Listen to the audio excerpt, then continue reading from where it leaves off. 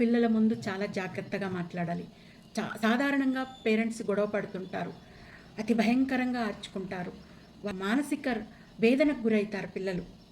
వాళ్ళ ముందు కొన్ని వాడకూడని పదజాలాలు వాడతారు. నీకేం తెలియదు, నీకేం రాదు, వాళ్ళని చూసి నేర్చుకో అన్న నెగటివ్ వర్డ్స్ మాట్లాడతారు. అవి ఎప్పుడు కూడా పిల్లలతో మాట్లాడకండి. నీవు చేయగలవు, నీకొస్తుంది అన్న కాన్ఫిడెన్స్ బిల్డ్ చేసినట్లయితే పిల్లలు దూసుకెళ్తారు. ఖచ్చితంగా ఈ విషయం పేరెంట్ గుర్తుపెట్టుకోండి. వాళ్ళు ఏదైనా సమస్య చెప్తున్నప్పుడు చెప్పనివ్వండి. వాళ్ళు ఏదైనా మీతో చెప్పుకునే విధంగా మీరు వాళ్ళతో మెలగండి.